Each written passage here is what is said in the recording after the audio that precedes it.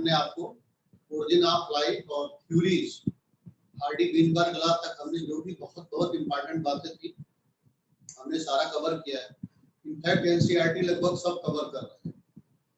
आज evidences of evolution and human evolution आप पढ़ेंगे और ये बात बिल्कुल निश्चित है कि एवरी ईयर एक क्वेश्चन एविडेंसेस ऑफ इवोल्यूशन से और एक क्वेश्चन ह्यूमन इवोल्यूशन से आता है।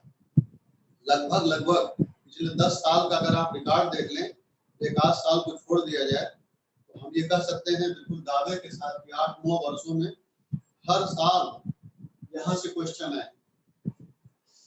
एविडेंसेस ऑफ इवोल्यूशन में वैसे तो बहुत सारे एविडेंस हैं, बट यहाँ हमने 5 एविडेंस बहुत खास लिख दिए हैं जहाँ से एनसीईआरटी क्वेश्चन को कवर करती है।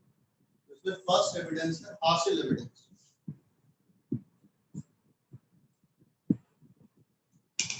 इसमें पहला एविडेंस आप देखें फॉसिल एविडेंस। फर्स्ट पॉइंट तो ये ध्यान में रखें कि फॉसिल की स्टडी को पैलिएंटोलॉजी कहते हैं।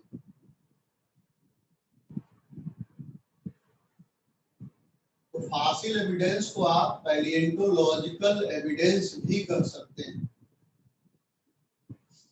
चाहे आप फॉसिल एविडेंस कहें चाहे पैलिएंटोलॉजिकल एविडेंस कहें, दोनों का मतलब एक है, यानी study of fossil is called palaeontology. और यहाँ ध्यान दें फादर ऑफ पैलिएंटोलॉजी ये है केई वॉन वेयर। फादर ऑफ पैलिएंटोलॉजी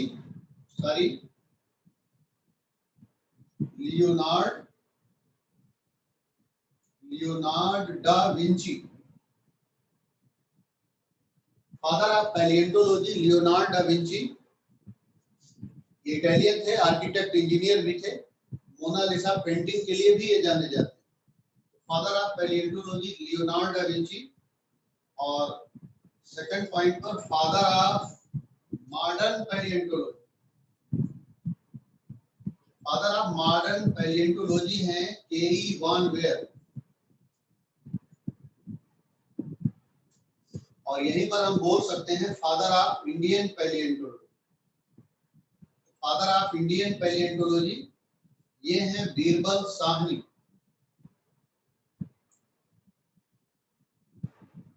तो 3 पिताजी हमने बता दिए हैं आपको। पैलिएंटोलॉजी के 3 फादर। फादर तो एक ही होता है, 3 फादर कैसे ध्यान रखेंगे। फॉसिल एविडेंस, फॉसिल की स्टडी को पैलिएंटोलॉजी कहते हैं, तो आप इसको पैलिएंटोलॉजिकल एविडेंस भी कहते हैं। Father of palaeontology Leonard da Vinci, ये इटालियन है, आर्किटेक्ट इंजीनियर भी थे और ये मोनालिसा पेंटिंग के लिए भी जाने जाते हैं। Father of modern palaeontology Karl Ernst von Baer. और फादर ऑफ इंडियन पैलिएंटोलॉजी यहाँ सबसे ज्यादा इंपॉर्टेंट है, father of Indian palaeontology. Father of Indian palaeontology है बीरबल साहनी। और ये ध्यान रहे कि बीरबल साहनी पैलियोबोटेनिस्ट थे। बीरबल साहनी पैलियोजोलॉजिस्ट नहीं थे, ये पैलियोबोटेनिस्ट थे और इन्होंने प्लांट पे काम किया है, इसीलिए पैलियोबोटेनिस्ट। और यहाँ ये भी ध्यान रखें कि Birbal Sahni research institute of palaeobotany, ये लखनऊ में। ये भी क्वेश्चन पूछा जाता है, Birbal Sahni research institute of palaeobotany that is located in Lucknow. शुरुआती बातें ये हैं। अब अगली बात ये है कि फॉसिल की बहुत सारी डेफिनेशन दी गई, बहुत सारी डेफिनेशन फॉसिल की हैं, लेकिन जो डेफिनेशन आपकी किताब में लिखी, और आपकी किताब का मतलब एनसीईआरटी, उस डेफिनेशन को आप ध्यान में रखें। एनसीईआरटी फॉसिल का क्या डेफिनेशन लिखती है, दिस इज वेरी इंपॉर्टेंट। और वो लिखती है fossils are remains of hard part of life. NCERT fossil का डेफिनेशन लिखती है। आप बीच में कोई चीज इंपॉर्टेंट आपको लगे तो आप नोट कर सकते हैं। Fossils are remains of hard part of life found in rocks. NCERT ने इतना फॉसिल के डेफिनेशन में लिखा है, fossils are remains of hard part of life found in rocks. लेकिन यहाँ एक सवाल और बनता है कि फॉसिल मोस्टली कौन से रॉक में पाए जाते हैं। तो फॉसिल ज्यादातर सेडिमेंट्री रॉक्स में पाए जाते हैं। कौन से रॉक्स? Sedimentary rocks. और सेडिमेंट्री रॉक्स को स्ट्रेटिफाइड रॉक्स भी कहते हैं। स्ट्रेटिफाइड रॉक्स मतलब लेयर बाय लेयर। ज्यादातर ये रॉक एंशिएंट ओशियंस के बॉटम में मिलती है। सेडिमेंट्री रॉक ज्यादातर एंशिएंट ओशियंस के बॉटम में मिलती है। तो अगर हम एक लाइन में 2 क्वेश्चन को कवर करना चाहें तो एनसीईआरटी की डेफिनेशन को हम थोड़ा सा सुधार सकते हैं। Fossils are remains of hard part of life mostly found in sedimentary rock. NCERT ने लिखा मोस्टली फाउंड इन रॉक्स, हमने थोड़ा सा सुधारा है कि mostly found in sedimentary rocks. किसी भी रॉक में फॉसिल मिल सकते हैं लेकिन ज्यादातर सेडिमेंट्री रॉक्स या स्ट्रेटिफाइड रॉक्स में पाए जाते हैं। रॉक्स वैसे 3 तरह की होती हैं, उनमें आपको नहीं जाना है। स्ट्रेटिफाइड रॉक्स का मतलब चाहे सेडिमेंट्री रॉक कहिए चाहे स्ट्रेटिफाइड, यानी जहां लेयर बाय लेयर रॉक्स बनती है। जहां लेयर बाय लेयर कोई चीज बन रही है वहां पर फॉसिलाइजेशन की प्रोबेबिलिटी ज्यादा है। एक तो ये डेफिनेशन जाने, और दूसरी बात यहाँ पर इंपॉर्टेंट जो फॉसिल में है वो ये है कि कई तरह के फॉसिल होते हैं। There are so many type of fossil, but इसमें उन फॉसिल्स का आपको बहुत ज्यादा ध्यान देना है। 1-2 फॉसिल का जहां से आपसे क्वेश्चन पुट अप हो सकते हैं। तो टाइप ऑफ फॉसिल में एक बहुत इंपॉर्टेंट फॉसिल है unaltered fossil. Unaltered fossil, unaltered का मतलब जो बदला ना हो, जो चेंज ना हो, अपरिवर्तित। तो शुद्ध हिंदी, कभी कभी बहुत सारी चीजें हिंदी में समझ में आती हैं जो इंग्लिश में समझ में नहीं आती। बहुत सारी चीजें कभी कभी कोई चीज हिंदी में समझ में नहीं आती तो इंग्लिश में, इसलिए आप दोनों लैंग्वेज का ध्यान रखें। अनअल्टर्ड का मतलब अपरिवर्तित, यानी यहाँ फॉसिल में कोई चेंज नहीं होगा। तो चेंज ना होने की संभावना कहाँ पर है? ज्यादातर ये पोल्स पर होता है। तो in this type of fossil the complete body, the whole body of extinct organism, in this type of fossil the whole body of extinct organism found in rocks। इस तरह के फॉसिल में जो भी एक्सटिंक्ट ऑर्गेनिज्म है उनकी पूरी की पूरी बॉडी मिलती है, और मोस्टली वो पोल्स पर मिलती है जहां बर्फ बहुत ज्यादा है।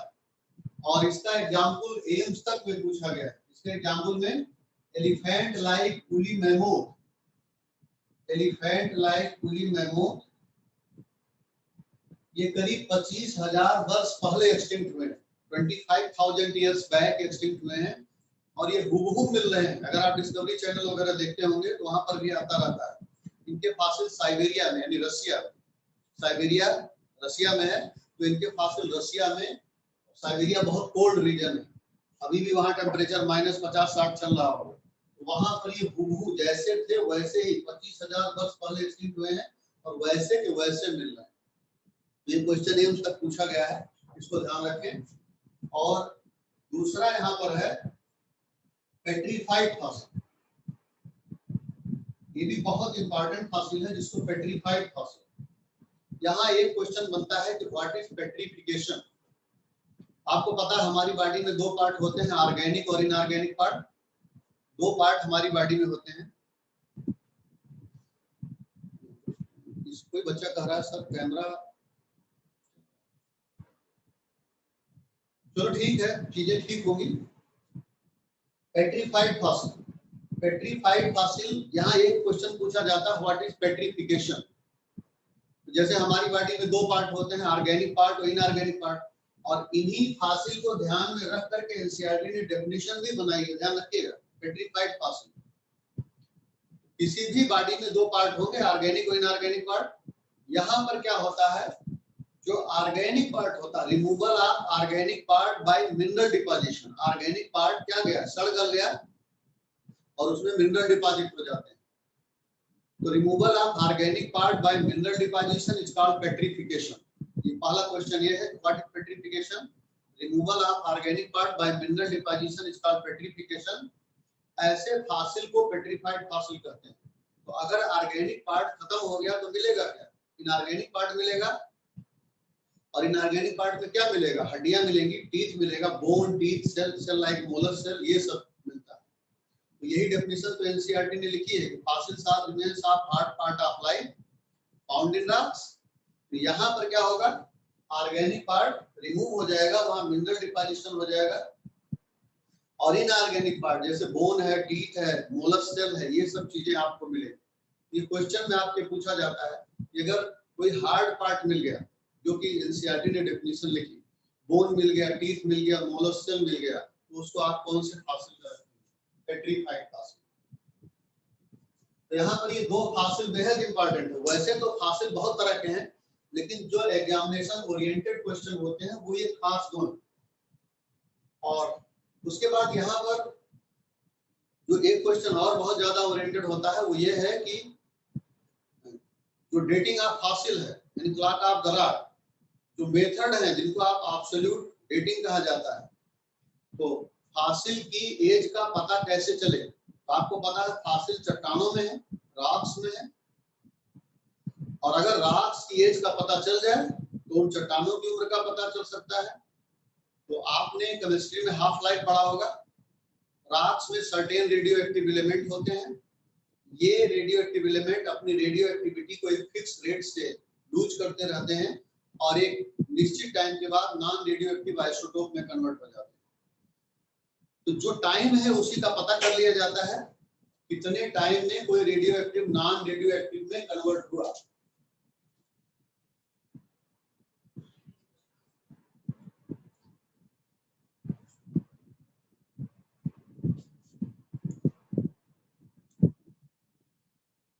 कितने टाइम में कोई radio active isotope non radio active में कन्वर्ट हो गया, उस टाइम का पता करके फासिल की एज का हम पता कर सकते हैं। या इसी को कहते हैं एब्सोल्यूट डेटिंग। तो एब्सोल्यूट डेटिंग की जो मेथड है,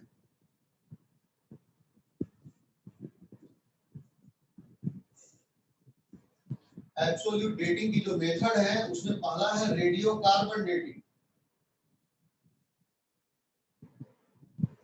यहाँ दो तीन बातें बहुत इंपॉर्टेंट हैं। रेडियो कार्बन डेटिंग बहुत फेमस, पुरानी जितनी मेथड है उसमें बहुत फेमस मेथड है ये।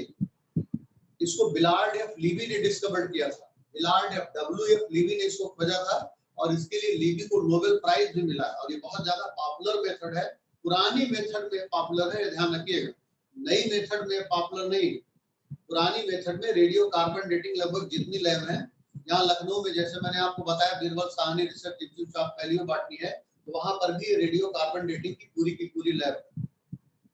तो यहाँ पर कार्बन 14 नाइट्रोजन 14 में कन्वर्ट हो जाता है, कार्बन 14 नाइट्रोजन 14 में कन्वर्ट होता है, और इसका जो हाफ लाइफ है वो 5568 ईयर।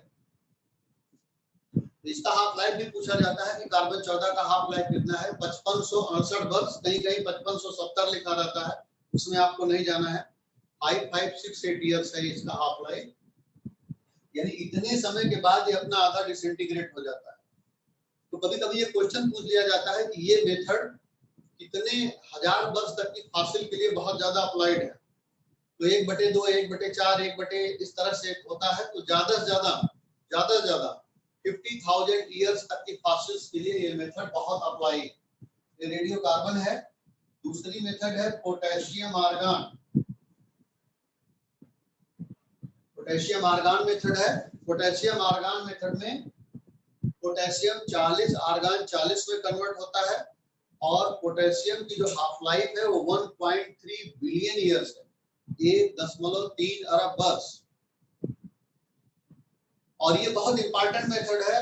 ऐसा क्वेश्चन पूछा गया है वाइडली यूज मेथड कौन है, जितनी पुरानी मेथड है उसमें सबसे ज्यादा इस्तेमाल होने वाली मेथड कौन है, तो यही है potassium argon method.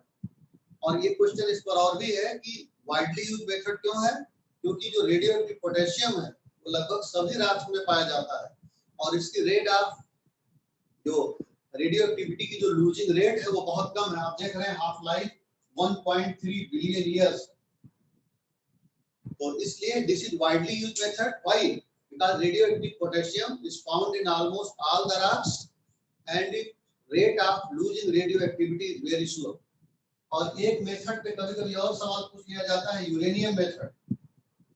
Uranium method या इसको लेड मेथड भी कहते हैं।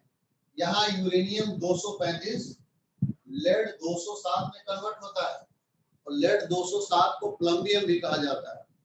और यहाँ इसकी जो यूरेनियम की हाफ लाइफ है 4.5 अरब वर्ष है, यानी जो हाफ लाइफ आपकी अर्थ की, जो आपकी एज है अर्थ की, वही हाफ लाइफ यूरेनियम की है। तो ये तीन पुरानी मेथड है, तीनों मेथड पुरानी मेथड है। और एनसीईआरटी में एआईपीएमटी में एक क्वेश्चन पूछा गया, which of the following is most modern method and most accurate method for dating of fossil. इन्होंने लिखा, क्वेश्चन पूछा है एआईपीएमटी ने कि which of the following is most modern method and most accurate method for dating of fossil. उसके लिए जो जवाब था वो इलेक्ट्रॉन स्पिन रेजोनेंस मेथड। इसमें आप फॉसिल डीएनए को भी रख सकते हैं, तो कुछ इलेक्ट्रॉन के घूमने पर है इलेक्ट्रॉन स्पिन रेजोनेंस मेथड, और जो फॉसिल डीएनए है that is most modern method and most accurate method for the dating of fossil. तो ये फॉसिल के बारे में इतनी बातें इंपॉर्टेंट है और इससे ज्यादा सवाल पूछे भी नहीं जाते हैं। यहाँ आपको फॉसिल की डेफिनेशन पता होनी चाहिए, फादर ऑफ इंडियन पैलियोंटोलॉजी पता होना चाहिए, बाकी और पता हो या ना हो मैंने बोल दिया है। जो दो मेन इंपॉर्टेंट फॉसिल हैं उनके बारे में आपको पता होना चाहिए, अनइल्टर्ड और पेट्रिफाइड, और पेट्रिफिकेशन का पता हो। और वैसे मेथड बहुत हैं लेकिन ये चार मेथड आपको मालूम होने चाहिए। चौथी मेथड को आइडेंटिटी वो क्वेश्चन में पूछ चुका है, which of the following most modern and most accurate method for dating of fossil, तो that is electron spin resonance method, और उसमें हम और जोड़ते हैं फॉसिल डीएनए भी, आप ध्यान में रखें। अब ये पहला एविडेंस आपका पूरा हो गया। दूसरा है evidences from comparative anatomy and morphology, और इसमें आप पढ़ते हैं होमोलोगस और एनालोगस आर्ट। ये बहुत इंपॉर्टेंट है, वेरी वेरी इंपॉर्टेंट। लगभग हर साल इससे क्वेश्चन पूछे जाते हैं और इसका दायरा बेटा बहुत बड़ा है, ध्यान में रखिएगा। जरा इसको ध्यान से पढ़ें। Evidences from comparative anatomy and morphology में आपको पढ़ना है होमोलोगस एंड एनालोगस आर्गन। सबसे पहले आप लीजिए होमोलोगस आर्गन। होमोलोगस आर्गन की डेफिनेशन मेरे ख्याल से हर बच्चा जानता होगा। जो डेफिनेशन आपकी किताब में लिखी है वो क्या है? ऐसे आर्गन जिनका एक स्ट्रक्चर, ऐसे आर्गन जिनका कॉमन स्ट्रक्चर होता है, कॉमन ओरिजिन और स्ट्रक्चर होता है, यानी आप एक शब्द में कह सकते हैं similar basic plan of organisation होता है। The organ which have common origin and structure, एक शब्द में इनको बोल सकते हैं similar basic plan of organisation and different function. ध्यान रखना, यहाँ एआईपीएमटी ने लिखा, एनसीईआरटी ने लिखा है डिफरेंट फंक्शन, लेकिन एआईपीएमटी ने सवाल पूछा है कि फंक्शन कभी कभी सेम भी हो सकता है। जैसे अभी हम आगे बताएंगे, the organs which have common origin and structure but perform different function, या फंक्शन कभी कभी सेम भी हो सकता है।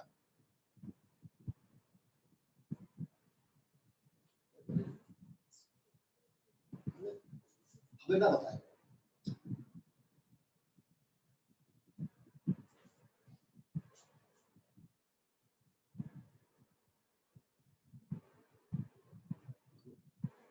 किसी बच्चे ने कुछ गलत कमेंट किया है, सब टाइम के लिए।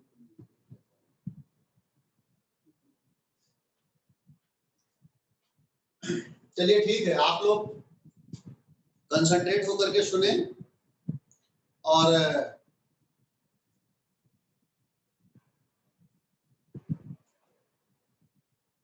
चलिए ठीक है, बाद में बात करते हैं। आप होमोलोगस आर्गन की डेफिनेशन आपको समझ में आ गई होगी। होमोलोगस का मतलब the organ which have common origin and structure, यानी similar basic plan of organisation but perform different function, इनको कहते हैं होमोलोगस आर्गन। यहाँ आपको होमोलोगस आर्गन के कम से कम वो उदाहरण जो एनसीईआरटी में है वो बहुत कायदे से याद होने चाहिए। होमोलोगस आर्गन की अगर आप जब आप एनसीईआरटी किताब खोलते हैं तो होमोलोगस आर्गन के एग्जाम्पल में सबसे पहला जो बड़ा एग्जाम्पल है that is four limb of mammal. सबसे बड़ा एग्जाम्पल है that is four limb of mammal, और वहां किताब में आप देखते होंगे कि 4 मैमल के फोर लिम्ब बनाए गए हैं। उसमें फोर लिम्ब ऑफ चीता, hands of man, four limb of चीता दिया हुआ है आपके एनसीईआरटी किताब में, हैंड्स ऑफ मैन दिया हुआ है, विंग्स ऑफ बैट दिए हुए हैं, और फ्लिपर ऑफ जो पैडल है, व्हेल के पैडल दिए हुए हैं, उनको आप फ्लिपर भी कर सकते हैं। तो ये चारों डायग्राम बने हुए हैं, ये चारों डायग्राम आप देखेंगे, लेकिन इसको बड़े लेवल पर आप पहचाने। बड़े लेवल का मतलब फोर लिम्ब ऑफ मैमल, इसका मतलब ये नहीं जितना एनसीईआरटी में दिया आप खाली उतना का ही ध्यान दें। जितना एनसीईआरटी में दिया फोर लिम्ब ऑफ मैमल, वो तो चारों डायग्राम आप पहचाने ही हैं, hand of man, wings of bird, four limb of चीता और पैडल ऑफ व्हेल, ये चारों दिए हुए, चारों को आपको आइडेंटिफाइड करना है। लेकिन वहां आगे कुछ और भी ध्यान है, इनका similar basic plan of organisation. आप देख रहे हैं इनका सबका काम अलग अलग है। जितने चारों के दिए हुए हैं, हम 4 नहीं कहते हैं, 40 ले लीजिए, सबका काम अलग अलग होगा। Four limb of mammal is a big example. उतना खाली उतना ना सोचिए जितना एनसीईआरटी में दिया हुआ है। और इनके फोर लिम्ब में सिमिलर बोन होती हैं, और बोन्स कौन सी हैं? ह्यूमरस, जैसे आप अपने हाथ में देखिए ये ह्यूमरस है। इसके बाद रेडियस, अल्ना, कार्पल, मेटाकार्पल और phalanges. Their forelimbs have similar bones like humerus, radius, ulna, carpal, metacarpal and phalange। एक एग्जांपल एनसीईआरटी ने दिया है, इसको बहुत कायदे से ध्यान में रखें। दूसरा एग्जांपल एक और जो एनसीईआरटी में नहीं दिया उसको हम दे रहे हैं, mouth part of insect. Different insect के माउथ पार्ट, जैसे कॉकरोच में आपने पढ़ा बाइटिंग एंड चिविंग टाइप, आपने मॉस्किटो में पढ़ा है पियर्सिंग एंड सकिंग टाइप, ऐसे और हनी बी में पढ़ा है चिविंग एंड लैपिंग टाइप। तो ये अलग अलग तरह के जो माउथ पार्ट हैं, क्या है, फंक्शन अलग अलग इनका हो रहा है। लेकिन अगर इनके माउथ पार्ट में देखें तो जैसे कॉकरोच में आपने पढ़ा है their mouth part can be, इनके माउथ पार्ट में मेनली क्या क्या होता है, लेब्रम है, लेबियम है, मैंडिबल है, मैक्सिला और हाइपोथेरियम। तो इन सब के माउथ पार्ट की जो बेसिक प्लान ऑफ ऑर्गेनाइजेशन है, जो बेसिक डिजाइन है, वो लगभग एक जैसी है। तो ये भी ध्यान रखें। और थर्ड एग्जांपल एनसीईआरटी में, एनसीईआरटी को हम बार बार फोकस कर रहे हैं, मॉलिक्यूलर होमोलॉजी भी दिया हुआ है। Homology also found in molecule, इसको कहते हैं molecular homology। For example, protein found in blood of ape and man are 100% similar।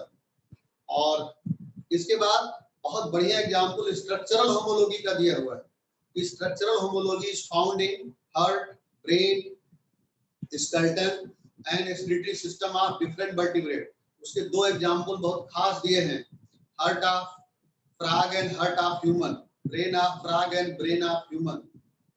ये एग्जांपल जो बहुत खास है। इसके अलावा जैसे अभी आपने रिप्रोडक्टिव सिस्टम पढ़ा है, तो गोनड्स, टेस्टिस एंड ओवरी, इनकी सेम ओरिजिन है, mesodermal, they are developed from same embryonic tissue. इनको भी ध्यान में रखें। और एक प्लांट का बहुत बढ़िया एग्जांपल दिया है, thorns of bougainvillea and tendrils of Cucurbita. NCERT में डायग्राम भी है, उसको भी देखें। तो thorns of bougainvillea and tendrils of Cucurbita, ये बहुत अच्छे एग्जाम्पल हैं। लगभग जितने एग्जाम्पल एनसीईआरटी में है सब हमने आपको रिपीट किया है, सब हमने आपको बताया है। और आप बाकी तो पढ़ ही रहे होंगे, बाकी आपको पता है। हालांकि होमोलोगस ऑर्गेन को आप बहुत बड़े दायरे में सोचेंगे, छोटा दायरा नहीं, लेकिन कम से कम जितना एग्जाम्पल एनसीईआरटी में, वो दायरा आपको पता होना चाहिए। अब अगला है होमोलोगस ऑर्गेन को हम पढ़ के क्या सोचते हैं, इसको पढ़ करके हमें क्या मिलता है। उसी में आगे आपका है डाइवर्जेंट इवोल्यूशन या adaptive radiation. That is very important. चाहे आप कहें डाइवर्जेंट इवोल्यूशन या इसी को आप कहें एडाप्टिव रेडिएशन, इसको अक्सर बच्चे समझ नहीं पाते हैं। अगर अभी तक आपने होमोलोगस ऑर्गेन के बारे में समझ लिया तो हमें बताओ ना कि डाइवर्जेंट इवोल्यूशन या एडाप्टिव रेडिएशन समझने में प्रॉब्लम क्या है भाई। होमोलॉजी क्या इंडिकेट कर रही है? अगर similar basic plan of organisation है, सिमिलर स्ट्रक्चर है, तो होमोलॉजी क्या इंडिकेट कर रही है? कॉमन एंसेस्ट्री, यही तो इंडिकेट कर रही है। Homology found in different animals indicate their evolution from common ancestor. Species which have diverge after origin from common ancestor. एक देखिए, जैसे किताब में आपके एग्जांपल दिया है मार्सुपियल का रेडिएशन दिखाया गया, ऐसे इस तरह से मार्सुपियल का रेडिएशन दिखाया गया। तो डाइवर्जेंट इवोल्यूशन एडाप्टिव रेडिएशन को समझें, इसको रटना नहीं है। Homology indicate common ancestry, homology found in different animal indicate their evolution from common ancestor. Species which have diverge after origin from common ancestor and give rise to new species and adapted new habitat and ways of life is called divergent evolution। इसी को कहते हैं adaptive radiation। जो definition NCERT में दी है उसका मतलब यही है, आप उसको बार बार देखिए, बार बार पढ़िए। और यही डेफिनेशन इसी तरह का क्वेश्चन आपसे एग्जाम में पूछा गया कि homology found in different animal indicate their evolution from common ancestor, species which have diverged after origin from common ancestor and give rise to new species is called adaptive radiation या divergent evolution। और इसके दो उदाहरण बहुत खास है, एक तो डार्विन फिंचर, डार्विन फिंचर यार best example of adaptive radiation, और दूसरा आपकी किताब में दिया है adaptive radiation give rise to variety of marsupial in Australia. किताब में जाकर के देखें कि मार्सुपियल का रेडिएशन दिखाया गया है, और ये यही है, इसका मतलब है जितना रेडिएशन दिखाया गया उसका मतलब यही है कि एक जैसे एंसेस्टर से ये इवॉल्व हुए। इसी को कहते हैं डाइवर्जेंट इवोल्यूशन या एडाप्टिव रेडिएशन। तो होमोलॉगी क्या इंडिकेट करती है, डाइवर्जेंट इवोल्यूशन या एडाप्टिव रेडिएशन, या आप उल्टा कर लें डाइवर्जेंट इवोल्यूशन या एडाप्टिव रेडिएशन क्या इंडिकेट करता है, होमोलॉगी। तो ये है होमोलॉगी और होमोलोगस आर्गन। उसके बाद अगला आता है एनालॉगी एंड एनालोगस आर्गन। बिल्कुल उल्टा है, एनालोगस आर्गन क्या है, ऐसे आर्गन जिनका डिफरेंट ओरिजिन और structure, the organ which have different origin and structure but perform similar function, इनको आप कहते हैं analogous organ. The organ which have different origin and structure but perform similar function या सिमिलर एडाप्टेशन, ध्यान रखना, similar function, similar adaptation, चाहे similar function को हो चाहे सिमिलर एडाप्टेशन, थोड़ा लेटेस्ट भाषा में कहोगे एनसीईआरटी भाषा में तो सिमिलर एडाप्टेशन, तो सिमिलर एडाप्टेशन सिमिलर फंक्शन एक बात, इन्हीं को आप कहते हैं एनालोगस आर्गन। अब एनालोगस के आर्गन के उन उदाहरण को आप ध्यान दें जो एनसीईआरटी में है। अगर गिने चुने देखेंगे तो 4 एग्जाम्पल। पहला सबसे बड़ा एग्जाम्पल है wings of birds and insect. ये चारों जरूर आप याद रखिए, बाकी चीजें आपको याद ना हो वो कोई मतलब नहीं है, लेकिन मैं कई बार आपसे कह चुका हूं कि आप एनसीईआरटी पे फोकस रहें। एनसीईआरटी पे फोकस रहेंगे तो आपका निश्चित रूप से एग्जाम में बहुत ज्यादा भला होने वाला है। क्वेश्चन करते करते हो सकता है आपको लगता हो कि ये क्वेश्चन बाहरी है, अगर कोई क्वेश्चन बाहरी है एनसीईआरटी से उसको बहुत ज्यादा ध्यान देने की और बहुत ज्यादा इंपॉर्टेंस देने की भी जरूरत नहीं, लेकिन एनसीईआरटी के सवाल अगर आपसे छूट रहे हैं तो कहीं कहीं उसमें फिर आपको सोचने की जरूरत है। तो यहाँ जो 4 उदाहरण दिए उसमें पहला wings of birds and insect. आप देखें इंसेक्ट और बर्ड के विंग्स का काम तो एक ही है लेकिन इनकी ओरिजिन बहुत अलग अलग है। कहाँ एक आर्थ्रोपोडा का है, कहाँ एक बर्ड्स कार्डेटा का है, बहुत ज्यादा इनकी ओरिजिन और उसमें कोई बहुत तालमेल नहीं है। पहला best example wings of birds and insects, और दूसरा एग्जाम्पल आप ध्यान रखेंगे flipper of penguin and dolphin. Penguin क्या है, बर्ड है, और डॉल्फिन क्या है आपको पता है। तो दूसरा बेस्ट एग्जांपल यहाँ दिया हुआ flipper of penguin and dolphin, और तीसरा एग्जांपल यहाँ पर दिया हुआ eyes of octopus and mammal, और चौथा प्लांट के लिए दिया है पोटैटो एंड स्वीट पोटैटो। आप ज्यादा बहुत न याद रखें, लेकिन ये 4 उदाहरण एनालोगस आर्गन के आपके जबान में बिल्कुल दिमाग में रटा होना चाहिए। Wings of birds and insects, दूसरा flipper of penguin and dolphin, तीसरा eyes of octopus and mammal, और चौथा पोटैटो एंड स्वीट पोटैटो। अब एनालोगस आर्गन पढ़ के हम क्या सीखते हैं, एनालोगस आर्गन क्या है, अलग अलग ओरिजिन है लेकिन एक एडाप्टेशन है, डिफरेंट ओरिजिन है यानी different basic plan of organisation है लेकिन सिमिलर एडाप्टेशन है। तो सिमिलर एडाप्टेशन को क्या कहते हैं, इसको कहते हैं कन्वर्जेंट इवोल्यूशन। कन्वर्जेंट इवोल्यूशन की जो सेम डेफिनेशन पूछी गई आपसे आईपीएमटी में उसका ध्यान दें, development of similar adaptive functional structure, development of similar adaptive functional structure in unrelated group of organelle, ऐसे ग्रुप ऑफ ऑर्गेनिल जो आपस में रिलेटेड नहीं है, इसी को कहते हैं कन्वर्जेंट इवोल्यूशन। इसी को एनसीईआरटी ने कैसे लिख दिया, उन्होंने लिख दिया when more than one adaptation, when more than one adaptive radiation is found in similar geographical area, when more than one adaptive radiation is present in similar geographical area, तब इसी को कहते हैं कन्वर्जेंट इवोल्यूशन। दोनों का मतलब एक ही है, लेकिन जो अब तक आपसे क्वेश्चन पूछा गया वो ये पूछा गया कोई बच्चा पूछ रहा है इवोल्यूशन क्या है? इवोल्यूशन की डेफिनेशन हमने शुरू में आपको बता दिया है। डार्विन के हिसाब से evolution organic evolution state descent with modification. ज्यादा से ज्यादा आप क्लास करें और ज्यादा से ज्यादा क्वेश्चन सुनने की जो पॉइंट है उनको सुनने की कोशिश करें। अगर आप वन बाय वन करके बहुत ज्यादा चैटिंग करेंगे, बहुत लॉजिक सवाल पूछो, तो बहुत ज्यादा अगर आप चैटिंग करेंगे तो हम आपको क्वेश्चन बताते रह जाएंगे तो हम आपको पढ़ा नहीं पाएंगे। इसलिए जब बहुत जरूरी होता इवोल्यूशन की 2-3 डेफिनेशन हमने शुरू में ही बता दी। तो ये कन्वर्जेंट इवोल्यूशन का डेफिनेशन जो एग्जामिनेशन ओरिएंटेड है उसको ध्यान रखें।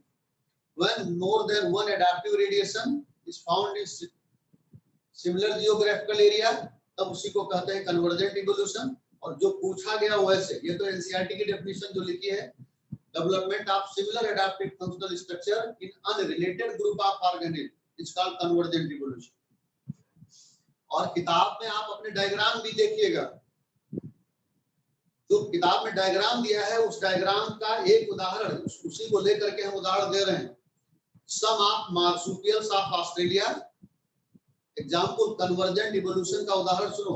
सम of marsupials of Australia resembles equivalent placental mammal. Australia के कुछ मार्सुपियल मतलब मेटाथेरियन। आपको पता है मैमेलिया के 3 सब क्लास हैं, प्रोटोथेरिया, मेटाथेरिया, यूथेरिया। एनसीईआरटी में जो उदाहरण है उसको ध्यान दें। Some of marsupials of Australia resembles equivalent placental mammal that live in similar habitat of other continent। तो वहां डायग्राम दिखा हो गया है कि ऑस्ट्रेलिया के कुछ मार्सुपियल इक्विवेलेंट प्लेसेंटल मैमल यानी यूथेरियन से बिलोंग करते हैं, यूथेरियन जैसे दिखते हैं, यूथेरियन जैसे उनके एडाप्टेशन है, जो कि सिमिलर हैबिटेट में पाए जाते हैं दूसरे कॉन्टिनेंट में। और उसका बहुत बेस्ट एग्जांपल जाकर के देखिएगा। जैसे बहुत अच्छा एग्जांपल जो है एमटी में पूछा भी गया है, तस्मानियन वुल्फ एंड वुल्फ। बहुत best example, Tasmanian wolf and wolf. Tasmanian wolf क्या है? तस्मानिया ऑस्ट्रेलिया में है, ये मार्सुपियल है। वुल्फ क्या है? ये प्लेसेंटल मैमल है, यूथेरियन है। ऐसे बहुत सारे एग्जांपल वहां पर दिए गए हैं, एक नहीं कई दिए गए हैं, उनको आप जरूर देखें।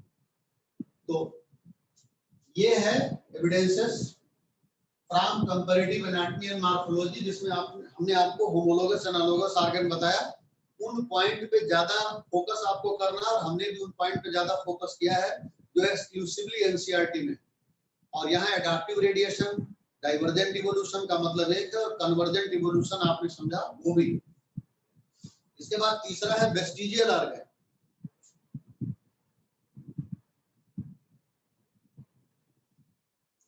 तीसरा आपका है वेस्टिजियल ऑर्गन। और वेस्टिजियल ऑर्गन के बारे में लगभग बहुत सारे बच्चे जानते होंगे कि ऐसे ऑर्गन जो रिड्यूस फॉर्म में, ऐसे ऑर्गन जो हमारी बॉडी में या किसी भी एनिमल की बॉडी में रिड्यूस फॉर्म में है और वो कोई फंक्शन परफॉर्म नहीं करते, लेकिन हमारे एंसेस्टर में या जिस भी एनिमल में है उनके एंसेस्टर में पूरी तरह से फंक्शनल थे, उनको आप कहेंगे वेस्टिजियल ऑर्गन्स।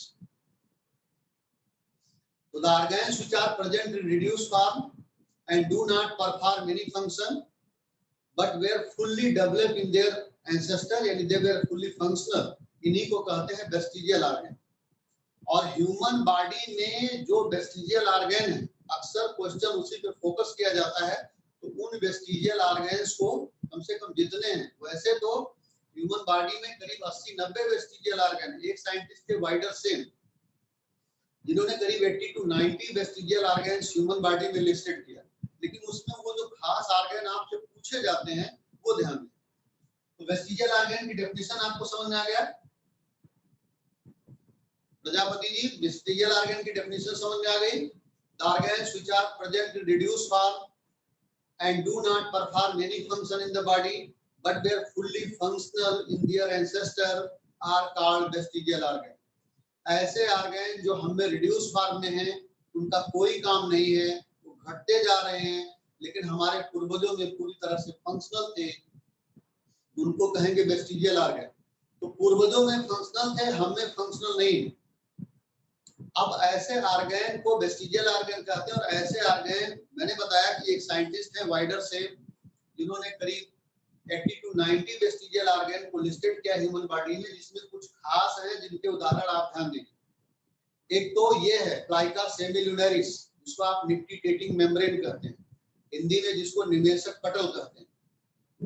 जो प्लाइका सेमिलुनरिस, कभी हमारे जो एंसेस्टर थे वो पानी में थे, जैसे फ्रॉग में है निक्टिटेटिंग मेम्ब्रेन, वैसे हम लोगों की भी आइस के ऊपर ये था, कवरिंग थी, पानी में चलते, पानी में जब कभी हमारे एंसेस्टर थे तो आंखें के ऊपर रिफ्लेक्ट होती थी प्रोटेक्शन के लिए।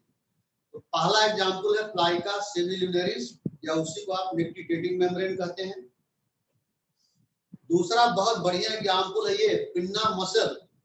ध्यान रखना, आप अक्सर ईयर पिन्ना को वेस्टिजियल बोल देते हो, ये हम कान पकड़ रहे हैं, ईयर पिन्ना वेस्टिजियल नहीं है, पिन्ना को हिलाने वाली मसल वेस्टिजियल है। पिन्ना मसल या उन्हीं को आरिकुलर मसल भी कहा जाता है, पिन्ना को आरिकुला भी बोला जाता है। आप ध्यान रखिएगा, पिन्ना को आरिकुला भी बोला जाता है, कोई जरूरी नहीं कि आपसे पिन्ना मसल लिखें, आपसे आरिकुलर मसल लिख देंगे, आरिकुला मसल। तो एक तो मैंने उदाहरण बहुत बढ़िया आपको बताया, निक्टिटेटिंग मेम्ब्रेन या प्लाइका सेमिलुनरिस, दूसरा पिन्ना मसल या आरिकुलर मसल, तीसरा उदाहरण विजडम टीथ, थर्ड मोलर या लास्ट मोलर या विजडम टीथ। विजडम टीथ को थर्ड मोलर टीथ कहते हैं या लास्ट मोलर टीथ। तीसरा उदाहरण ये है। चौथा उदाहरण आपके बॉडी हेयर्स हैं। पांचवा उदाहरण निपल्स इन मेल्स, ध्यान रखना, निपल्स इन मेल्स। छठवां एग्जाम्पल सीकम है। सीकम आपको पता है, लार्ज इंटेस्टाइन का part, caecum colon and rectum. सातवां एग्जाम्पल वर्मीफॉर्म अपेंडिक्स है, और आठवां कॉकिक्स है। कॉकिक्स जो टेल वर्टिब्रा होती हैं, कॉकिक्स, 4 टेल वर्टिब्रा फ्यूज करके कॉकिक्स बनाती है। स्केलेटल सिस्टम आप पढ़ेंगे तो वहां लिखा हुआ है किताब में, सर्वाइकल, थोरेसिक, लंबर, सैक्रल और काकीजियल। जब वर्टिब्रा आप पढ़ते हैं तो काकीजियल वर्टिब्रा कौन है? 4 tail vertebra fuse to form coccyx, तो वो हम लोगों में वेस्टिजियल। तो ये कम से कम 7-8 वेस्टिजियल ऑर्गन जो हमने आपको काउंट कराया, ये जरूर आपको याद रहना चाहिए। दूसरे एनिमल में भी वेस्टिजियल ऑर्गन्स हैं, उसका बहुत बढ़िया एग्जांपल है विंग्स ऑफ फ्लाइटलेस बर्ड्स, जैसे ऑस्ट्रिच है, पेंगुइन है, ये बहुत सारी जो बर्ड हैं, तो इनके जो चिड़िया उड़ नहीं पाती, उनके विंग्स भी अब वेस्टिजियल हो चले हैं। तो विंग्स ऑफ जो चिड़िया उड़ती नहीं, ज्यादा नहीं उड़ पाती हैं, उनके विंग्स को भी अब वेस्टिजियल माना जाता है। फिर आप ह्यूमन छोड़ करके बहुत ज्यादा बाहर जाने की जरूरत नहीं। इसके बाद यहाँ एक क्वेश्चन बच रहा है, अगर हम सवाल आपसे पूछें कि वेस्टिजियल ऑर्गन किसके उदाहरण है, अगर हम आपसे क्वेश्चन पूछें कि वेस्टिजियल ऑर्गन कौन सी थ्योरी को एक्सप्लेन करते हैं, लेमार्क की थ्योरी को एक्सप्लेन करते हैं या डार्विन की थ्योरी को?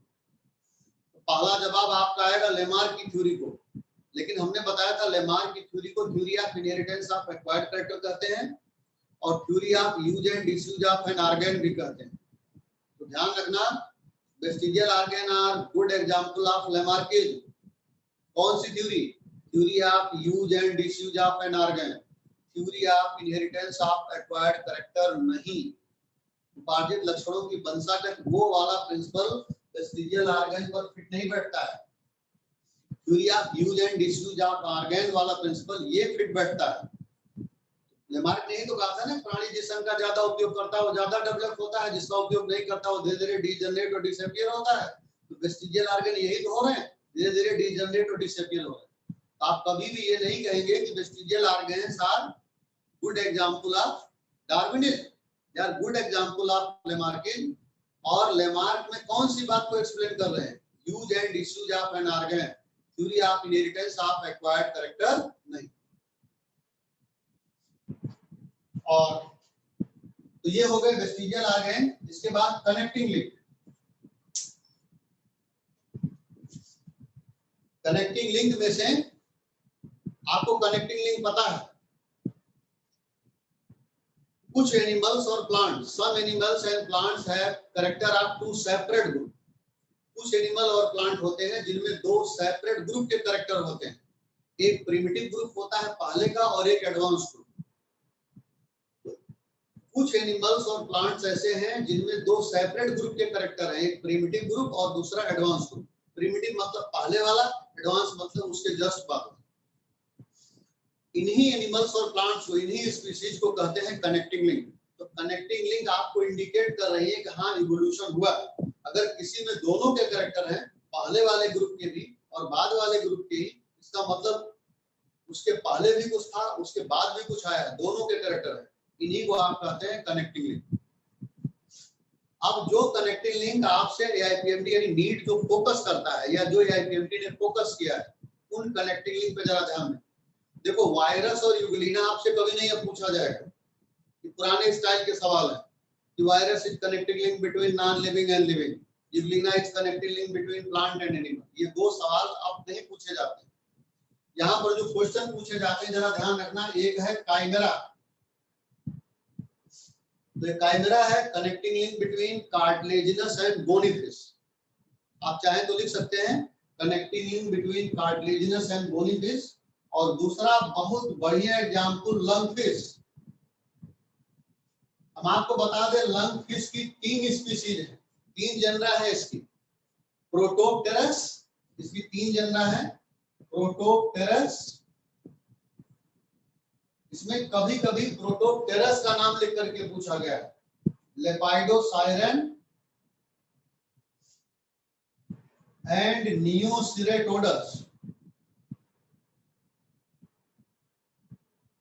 आपसे अभी तक एआईपीएमडी ने जो सवाल पूछा है वो प्रोटोप्टेरस को लेकर के पूछा है। लंग फिश, इसको डिप्नोई भी कहा जाता है, ध्यान रखना। लंग फिश इसको डिप्नोई कहते हैं, डिप्नोई। तो लंग फिश की 3 जनरा है, प्रोटोप्टेरस, लेपाइडोसाइरन और नियोसिरेटोडस। अभी तक के सवालों में कभी लंग फिश करके पूछा गया, कभी प्रोटोप्टेरस करके पूछा गया।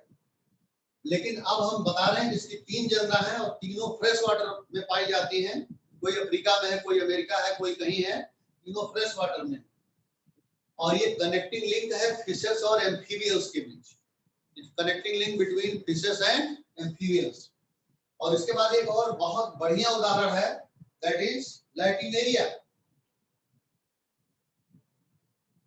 लैटिमेरिया जिसको कहते हैं सीलाकैंथ,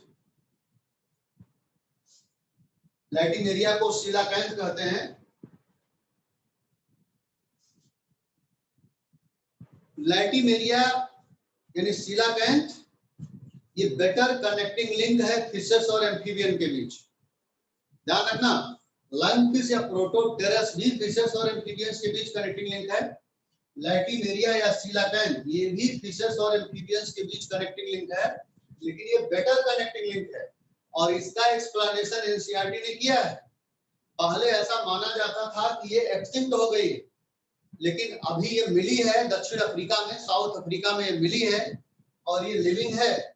और इन्हीं को कहते हैं lobe fins,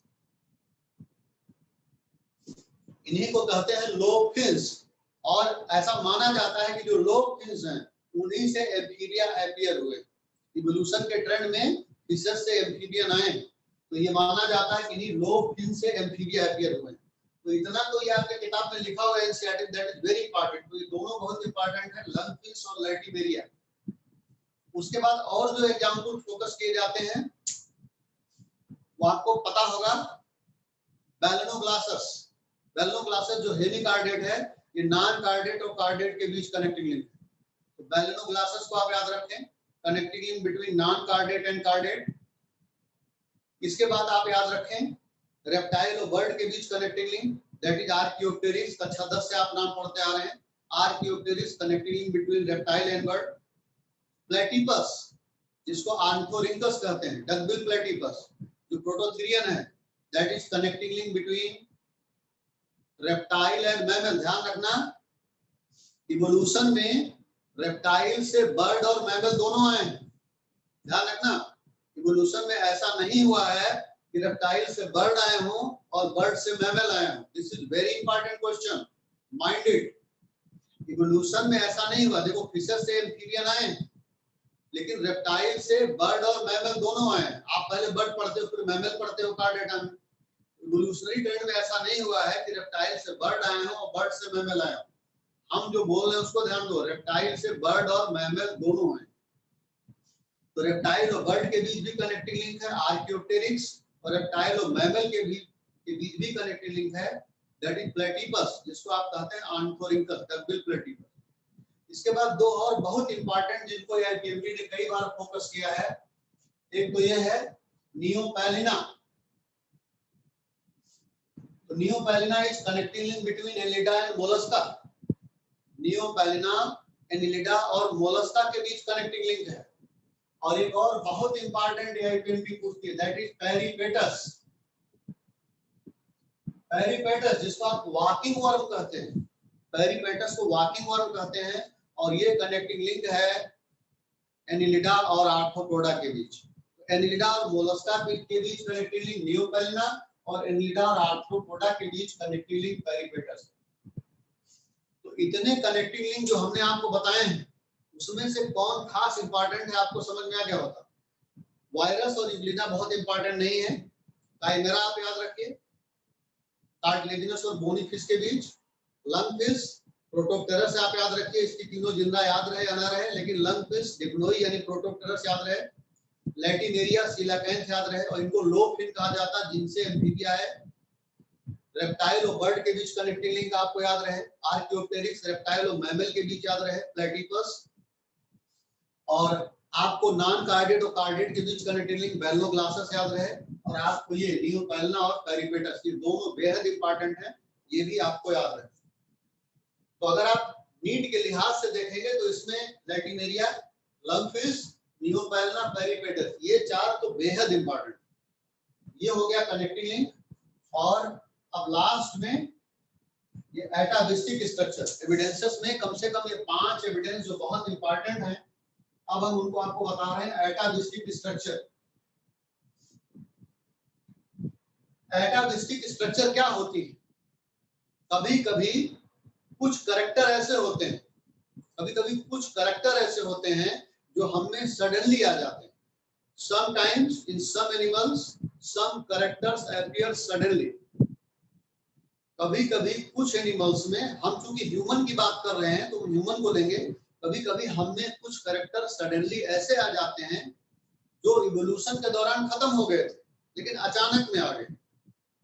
Sometimes in some animals some characters appear suddenly which were supposed to present in our ancestor but they were fully lost during evolution.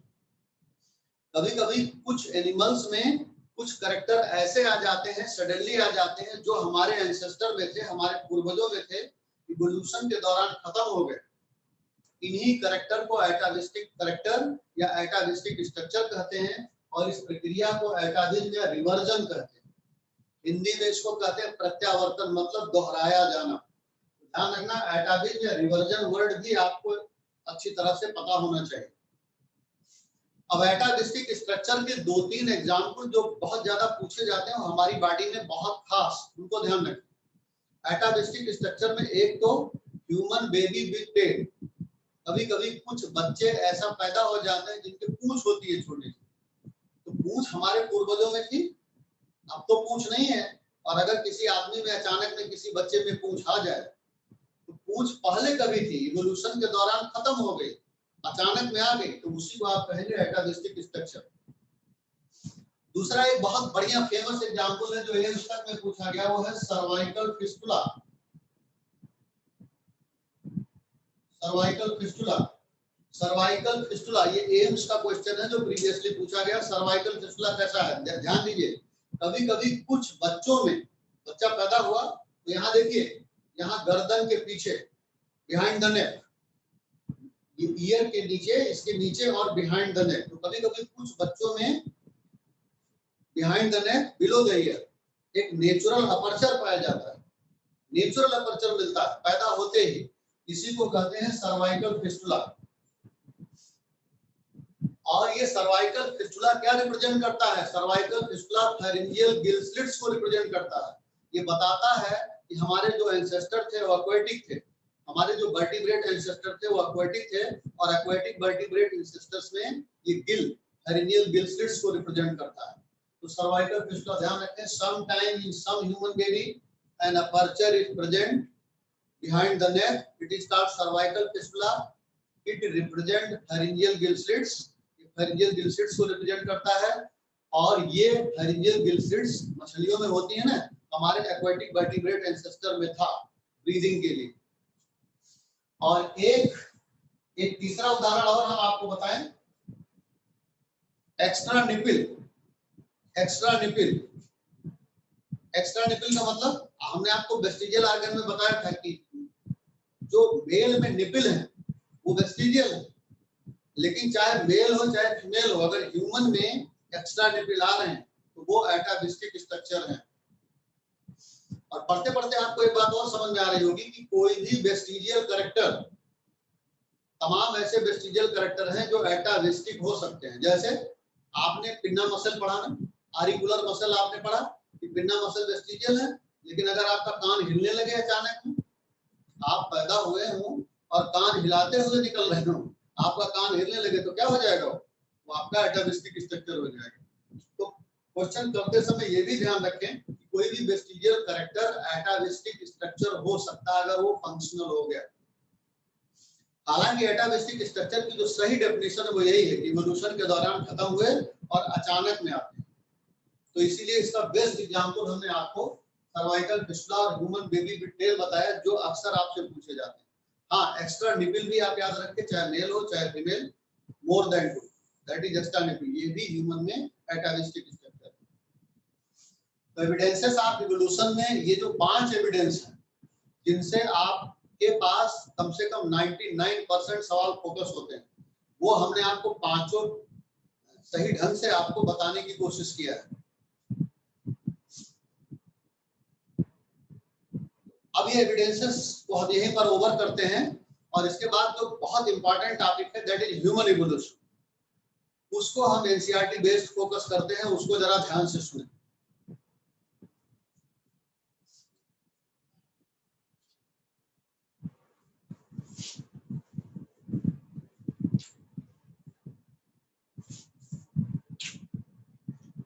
Human evolution में सबसे पहले तो आपको ह्यूमन का क्लासिफिकेशन पता होना चाहिए। फर्स्ट पॉइंट, ह्यूमन इवोल्यूशन में आपको क्लासिफिकेशन ऑफ मैन पता होना चाहिए।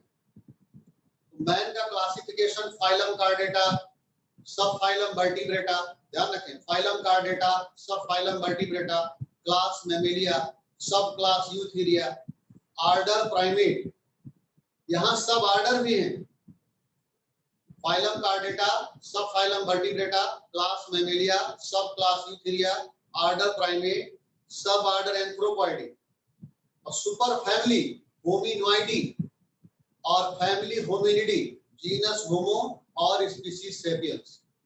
इतना पढ़ के ये निकलता है कि human is a member of order primate class Mammalia. और ध्यान रखना, जो प्राइमेट हैं वो 50 to 70 माया 50 से 70 मिलियन ईयर्स पहले आए। तो primates originated for about 50 to 70 माया। तो ह्यूमन इवोल्यूशन में ये 2 पॉइंट जो हमने शुरू में आपको बताए हैं वो एनसीईआरटी ने नहीं दी। पहला तो क्लासिफिकेशन ऑफ मैन और दूसरा human is a member of order primate class Mammalia. और प्राइमेट कब आए हैं, 50 से 70 मिलियन ईयर्स बैक। अब यहाँ पर हम आते हैं एनसीईआरटी पे फोकस करते हैं। यहाँ सबसे पहले दिया है होमिनॉइड।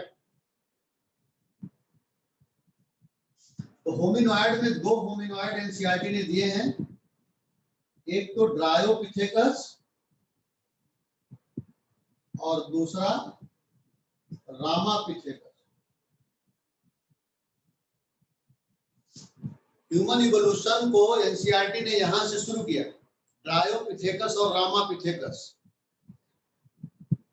मैंने कई बार कहा ह्यूमन इवोल्यूशन पढ़ाया जाए तो 3-4 घंटे 5 घंटे लग सकते हैं, ऐसा नहीं। बट एनसीईआरटी ओरिएंटेड पॉइंट आप पढ़िए, ध्यान दीजिए उसको, जहां से सवाल है जो आपके लिए वेरिएबल।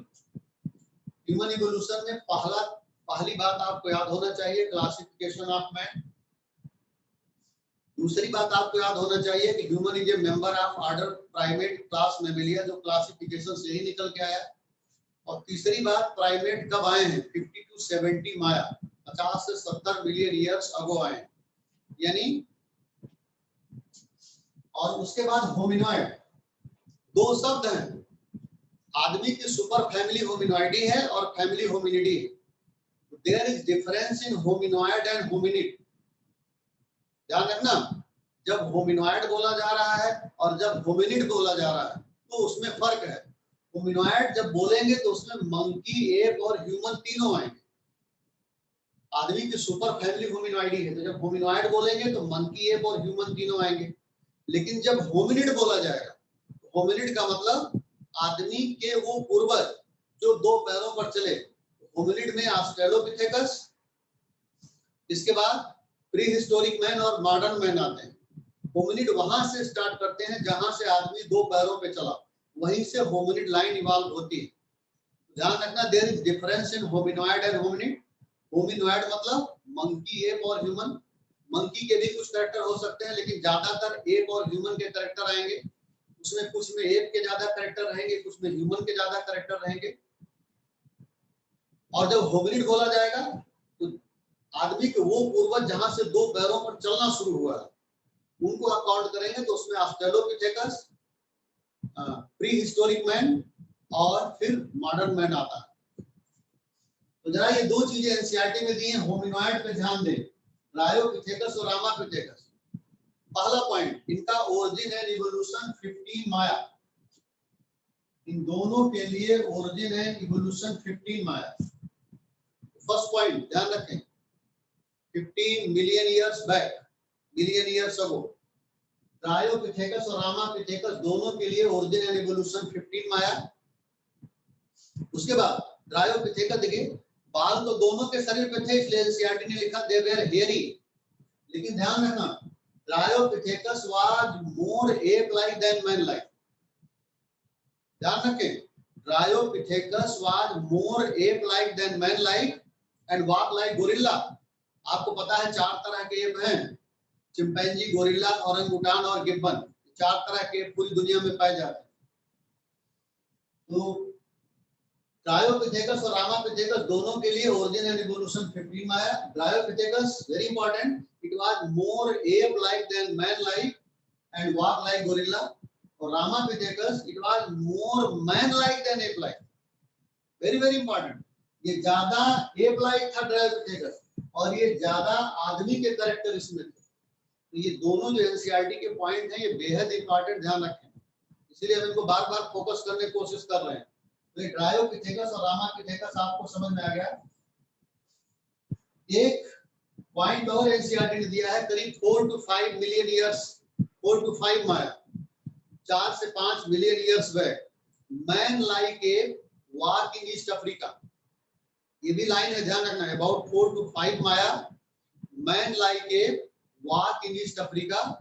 उनको ईस्ट अफ्रीकन मैन कहते हैं और शायद वो 4 फीट से ज्यादा नहीं थे, ऐसा लिखा आपकी किताब में। Probably they were not taller more than 4 feet, 4 feet से ज्यादा लंबे नहीं थे, तो उनको ईस्ट अफ्रीकन मैन कहा जाता है। एक लाइन ये ध्यान रखें।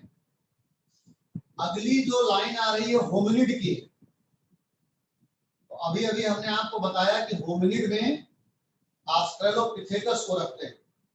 पहला है ऑस्ट्रेलोपिथेकस। ऑस्ट्रेलोपिथेकस के बारे में जरा इंपॉर्टेंट लाइनें ध्यान रखें। इसको पहला होमिनिड कहा जाता है, ध्यान रखना, फर्स्ट होमिनिड है ये। और होमिनिड का मतलब जहां से दो पैरों पर चलना शुरू हुआ। ऑस्ट्रेलोपिथेकस को रेमंड डार्ट ने खोजा था, discovered by Raymond Dart in 1924। He discovered a fossil of skull of 5 to 6 year old baby from Tuang region of Africa. इन्होंने एक 5 से 6 साल के बच्चे का फॉसिल खोजा था, खोपड़ी खोजी थी अफ्रीका के ट्वांग रीजन से, और उसका नाम दिया ट्वांग बेबी। ध्यान रखना, अक्सर आपसे पूछा जाता है कि ट्वांग बेबी कहाँ क्या है, तो ट्वांग बेबी इसी ऑस्ट्रेलोपिथेकस का नाम है। ये चीज एनसीईआरटी में नहीं दी। एनसीईआरटी में तो बहुत कंसाइज करके दिया है। ऑस्ट्रेलोपिथेकस के लिए पहली बात ये फर्स्ट होमिनिड है, दूसरी बात discovered by Raymond Dart in 1924 from Taung region of Africa, और इसका नाम ट्वांग बेबी रखा। बाद में उन्होंने इसका नाम बदल करके रखा ऑस्ट्रेलोपिथेकस अफ्रीकैनस। इसकी तमाम स्पीसीज डिस्कवर्ड है, लगभग 6 स्पीसीज अब तक डिस्कवर्ड है। ये एप मैन था और ये एप और मैन के बीच कनेक्टिंग लिंक हुआ। It is considered as connecting link between ape and man. यहाँ पर आपसे अब ये पूछा नहीं जाएगा which are the following is connecting link between ape and man, ये पुराना सवाल है। बट यहाँ इसका एप लाइक कैरेक्टर कौन था और मैन लाइक कैरेक्टर कौन था, ये दोनों बहुत इंपॉर्टेंट है। एप लाइक कैरेक्टर में यू शेप जा था। एप का जो जा होता है वो जबड़े का शेप यू होता है और हम लोगों का सेमी सर्कुलर है। एप लाइक कैरेक्टर इसका यू शेप जा था और इसकी क्रेनियल कैपेसिटी कम थी, ज्यादा से ज्यादा करीब 500 से 600 सीसी के आसपास। तो इसका ape like character, this is very important, U shape जा और cranial capacity not more than 600 CC. ये करीब 300 से 600 के बीच डिफरेंट मिली है। और इसका जो मैन लाइक कैरेक्टर था वो सबसे पहला एक bipedal locomotion, bipedal locomotion, first ancestor of man, जो 2 पैरों पर चला। आदमी का पहला पूर्वज जो 2 पैरों पर चला, ऑस्ट्रेलोपिथेकस। क्वेश्चन कई बार पूछा गया है, फर्स्ट एंसेस्टर ऑफ मैन, इसमें बाइपीडल लोकोमोशन आया, तो सबसे पहले ये 2 पैरों पर चला है। इसका ये मैन लाइक कैरेक्टर था, इसकी ब्रॉड पेल्विस थी, डिस्टिंक्ट वर्टिब्रल कर्व था, बहुत सारे कैरेक्टर थे, लेकिन इसमें एक कैरेक्टर आपको निश्चित रूप से याद होना चाहिए कि ये बाइपीडल लोकोमोशन। तो ape like character, man like character, ये दोनों हमने अलग अलग आपको डिफाइन कर दिया है, इसको ध्यान रखिएगा। ये ऑस्ट्रेलोपिथेकस है और होमिनिड में ऑस्ट्रेलोपिथेकस के बाद फिर आता है pre historic man. Pre historic man, कभी क्वेश्चन पूछा गया कि प्री हिस्टोरिक मैन क्या होता है, तो जरा ध्यान दो। मॉडर्न मैन के आने के पहले, मॉडर्न मैन के आने के पहले जो भी स्पीसीज आई ह्यूमन की और एक्सटिंक्ट हो गई, उन्हीं को कहते हैं pre historic species of man. Pre historic species of man कौन है? प्री हिस्टोरिक मैन कौन है? मॉडर्न मैन के आने के पहले ह्यूमन की जो भी स्पीसीज आई और एक्सटिंक्ट हो गई, मतलब खत्म हो गई, विलुप्त हो गई, उन्हीं को pre historic species of man कहते हैं। और pre historic species of man में एनसीईआरटी ने pre historic species of man नहीं लिखा है, ध्यान रखना बच्चों। हमने आपको बताया कि होमिनिड्स में रखेंगे क्या, तो होमिनिड में ऑस्ट्रेलोपिथेकस, प्री हिस्टोरिक मैन और मॉडर्न मैन को रखते हैं। तो इसलिए प्री हिस्टोरिक मैन को डिफाइन करना आपको आना चाहिए कि मॉडर्न मैन के आने के पहले ह्यूमन की जो भी स्पीसीज आई और एक्सटिंक्ट हो गई, उनको pre historic species of man कहते हैं। अब प्री हिस्टोरिक में कौन है वो देखो एनसीईआरटी में दिया। इसमें पहला होमो हैबिलिस, होमो हैबिलिस। मैं बार बार कहता हूं एनसीईआरटी में तो 2-2 लाइनें लिखी, देखो एक लाइन में भूल करके आ गया है, ऑस्ट्रेलोपिथेकस में एक लाइन भूला हूं, ऑस्ट्रेलोपिथेकस की एक लाइन एनसीईआरटी की मैं भूला हूं। ये फ्रूट ईटर थे। एनसीईआरटी ने ऐसा लिखा ऑस्ट्रेलोपिथेकस के लिए, essentially they were fruit eater, निश्चित रूप से ये फल खाते थे। कौन? ऑस्ट्रेलोपिथेकस। प्री हिस्टोरिक मैन मैंने आपको समझा दिया। प्री हिस्टोरिक मैन में पहला होमो हैबिलिस। हैबिलिस का मतलब होता है हैंडीमैन या tool maker man. Homo habilis में, हैबिलिस का मतलब हैंडीमैन या टूल मेकर मैन, ये अर्लीस्ट ह्यूमन है। ध्यान रखना, होमो शब्द कहां से शुरू हो रहा है? होमो शब्द जहां से शुरू हो रहा है वहीं आप ह्यूमन शब्द इस्तेमाल करेंगे। तो ये अर्लीस्ट ह्यूमन, ये लाइन है आपके किताब की, अर्लीस्ट ह्यूमन होमिनिड। लेकिन होमिनिड, पहला होमिनिड ऑस्ट्रेलोपिथेकस है, होमिनिड ये भी है, तो अर्लीस्ट ह्यूमन है, इनको होमिनिड कहेंगे। इनके भी फॉसिल को अफ्रीका से ही खोजा गया है। और जैसे मैंने शुरू में बताया था कि ड्रायोपिथेकस और रामापिथेकस का ओरिजिन इवोल्यूशन 15 में आया, वैसे ही ऑस्ट्रेलोपिथेकस का ओरिजिनल इवोल्यूशन 2 में आया। और इसमें होमो हैबिलिस के लिए भी 2 में आया ही। तो ओरिजिनल इवोल्यूशन 2 में आया होमो हैबिलिस के लिए। तो होमो हैबिलिस में 3-4 पॉइंट गिने चुने आपको पढ़ने हैं। हैंडीमैन या टूल मेकर मैन, अफ्रीका से इनके फॉसिल खोजे गए हैं। और 2 मिलियन ईयर्स, 2 माया ये वर्ड फासिल है। और यहाँ बहुत इंपॉर्टेंट पॉइंट है कि इनकी क्रेनियल कैपेसिटी, तो इनकी क्रेनियल कैपेसिटी का जो दायरा एनसीईआरटी में लिखा है वो 650 से 800 सीसी, यानी अगर आपसे एवरेज पूछ लिया जाएगा तो 725 सीसी। तो किस आदमी की क्रेनियल कैपेसिटी 725 सीसी थी, 720 सीसी थी? कोई जरूरी नहीं कि आपसे एनसीईआरटी की लाइनें पूछे कि 650 से 800, आपसे 700 पूछ सकते हैं, 750 पूछ सकते हैं, 800 पूछ सकते हैं, या आपसे एवरेज पूछ सकते हैं। और सवालों में अब तक एवरेज ही पूछा गया है, 720 करके पूछा गया। तो ये इनकी क्रेनियल कैपेसिटी है। और होमो हैबिलिस के बाद अगर हम खाली खाली एनसीईआरटी की बात करें तो होमो इरेक्टस, होमो इरेक्टस ध्यान रखें, अगर आप मॉड्यूल में जाते हैं तो होमो इरेक्टस के तमाम वेरिएंट हैं। There are so many variant of Homo erectus, Java man, Peking man, बहुत सारे इसमें पढ़ते हैं, हीडलबर्ग मैन, अटलांटिक मैन जिसको टर्निफायर मैन कहते हैं, सोलो मैन, रोडेशियन मैन।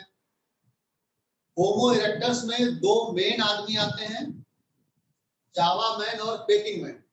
बाकी जितने हैं अटलांटिक या आप मॉड्यूल में पढ़ते हो, बहुत सारी चीजें पढ़ते हो, बाकी जितने हैं वो होमो इरेक्टस के वेरिएंट। यहाँ आपको बहुत सारे आदमी के बारे में नहीं पढ़ना, आप अपने सब्जेक्ट पे आ जाइए। एक तो होमो इरेक्टस, इनको 2 बार होमो इरेक्टस इरेक्टस भी कहा गया है, इनका साइंटिफिक नाम ही है होमो इरेक्टस इरेक्टस। ये बिल्कुल सीधे खड़े हुए हैं, ध्यान रखना। और आग का सबसे पहले इस्तेमाल इन्होंने शुरू किया है, first man who started to use fire, this is very important. तो साइंटिफिक नाम है इनका होमो इरेक्टस इरेक्टस। इनके फासिल को सेंट्रल जावा, ज्यादातर इसके फासिल शुरू में एशिया से आए हैं, सेंट्रल जावा से, और बाद में अफ्रीका और चाइना से भी आए। तो इसके फासिल लगभग पूरी दुनिया में मिले हैं होमो इरेक्टस के। फिलहाल बहुत ज्यादा एनसीईआरटी छोड़ करके बहुत इधर उधर मत जाइए, आप सिर्फ इनका साइंटिफिक नाम याद रखिए, होमो इरेक्टस इरेक्टस। और ज्यादातर इनके फासिल सेंट्रल जावा से मिले हैं, बाद में इनके फासिल अफ्रीका और चाइना से भी रिकवर्ड किए गए हैं। इनकी क्रेनियल कैपेसिटी 900 सीसी। अब आप ध्यान में रखेंगे होमो इरेक्टस में अगर पुरानी किताब आप लेंगे, मॉड्यूल लेंगे, तो होमो इरेक्टस के वेरिएंट है जिसमें जावा और पेकिंग मैन पढ़ते हैं। तो जावा मैन का 900 दिया हुआ और पेकिंग मैन का 1075 दिया है, बट उस बेसिस पे आपके पास क्वेश्चन नहीं है। आप सीधा याद रखें इनकी cranial capacity 900 CC and they first time started to use fire. आग का सबसे पहले इस्तेमाल किसने किया? Homo erectus. और इसके बाद इसमें जो अगला आदमी आता है, इसमें नेक्स्ट आते हैं निएंडरथल मैन। अगला इसमें आता है होमो सैपियंस। होमो सैपियंस में 2 आदमी आते हैं, निएंडरथल मैन और क्रोमैग्नन मैन। हम फिर आपसे बोल रहे हैं एनसीईआरटी ने क्रोमैग्नन मैन का जिक्र नहीं किया है, केवल निएंडरथल मैन का जिक्र किया है। तो थर्ड में आते हैं होमो सैपियंस।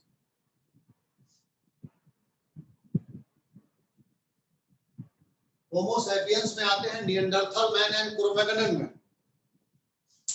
निएंडरथल मैन का साइंटिफिक मैन है Homo sapiens neanderthalensis. Homo sapiens neanderthalensis, its fossils were discovered by C. Fulrad from Neanderthal Valley of Germany। इसके फासिल को सी फुलराट ने खोजा था, FULROD 1856 में। Fossils were discovered by C. Fulrad from Neanderthal Valley of Germany in 1856। और यहाँ Neanderthal man के बारे में जो बहुत खास बातें हैं, इसकी क्रेनियल कैपेसिटी ध्यान रखना, cranial capacity 1400 CC. Cranial capacity हर आदमी की इंपॉर्टेंट है। Cranial capacity 1400 CC. और they use height to protect their body, अपने बॉडी को ढकते थे। दे यूज हाइट, ऐसा एनसीईआरटी का शब्द, दे यूज हाइट, जानवरों की खाल वगैरह से ढकते होंगे, पत्तों से ढकते होंगे, यूज नहीं है। They use height to protect their body, अपने बॉडी को प्रोटेक्ट करने के लिए हाइट, दे यूज हाइट, ये ध्यान रखना। इनकी cranial capacity 1400 CC, they use height to protect their body. और तीसरी बात याद रखें, first man who believed in immortality of south. ये क्वेश्चन है, पहला आदमी जो इस बात में यकीन करता था कि आत्मा अमर है। ध्यान रखना, आग का सबसे पहले इस्तेमाल होमो इरेक्टस ने किया था, बट यहाँ होमो सेपियंस में first man who believed in immortality of Saul. और एक क्वेश्चन और है, जब कोई डेथ हो जाती थी तो अपने मरे हुओं को रीत रिवाज के साथ दफनाने की परंपरा किसने की? Ceremonial burial of their dead. अपने मरे हुओं को दफनाया करते थे, सेरेमोनियल रीत रिवाज के साथ दफनाया करते थे। Ceremonial burial of their dead was started by this man. तो निएंडरथल मैन के बारे में इतनी बातें याद रहे। Neanderthal man very very important. Homo sapiens neanderthalensis fossils were discovered by C. Fuller from Neanderthal Valley of Germany in 1856 और ये best known prehistoric man है। सबसे ज्यादा इसके बारे में जानकारी मिली। Best known prehistoric man, they use height to protect their body, cranial capacity 1400 cc और first man who believed in immortality of soul and ceremonial burial of their dead was started by this man। ये 5-6 point जो हमने बोले आ रहे हैं। Cro-Magnon man NCERT में नहीं दिया है, बट क्रोमैग्नन मैन के बारे में पुराने सवाल आपको बहुत मिलते हैं। तो होमो सेपियंस में 2 आते हैं। आप ध्यान रखना, मॉडर्न मैन का नाम होमो सेपियंस सेपियंस है। होमो सेपियंस में 2 आते हैं, निएंडरथल और क्रोमैग्नन। क्रोमैग्नन एनसीईआरटी ने क्रोमैग्नन और मॉडर्न मैन को कुछ अलग अलग नहीं लिखा, लगभग एक जैसी बात करके लिख दी और ये करके लिख दिया है कि 10,000 से 75,000 वर्ष पहले आए हैं, यानी 10 to 75,000 ईयर्स। एनसीईआरटी ने क्रोमैग्नन और मॉडर्न मैन को दोनों को एक मिला के लिखा। क्रोमैग्नन मैन के बारे में कोई बात ही नहीं लिखी है, ध्यान रखें। लेकिन क्रोमैग्नन मैन की क्रेनियल कैपेसिटी सबसे ज्यादा थी। इसके fossil Cro-Magnon rocks of southern France से खोजे गए, discovered from Cro-Magnon rocks of southern France. इसकी क्रेनियल कैपेसिटी सबसे ज्यादा थी, करीब 1650 सीसी। ये बहुत अच्छे पेंटर थे, ब्यूटीफुल पेंटर। गुफाओं में रहते थे और गुफाओं की वाल पे चित्रकारी किया करते थे, तो बहुत अच्छी पेंटिंगें बनाया करते थे।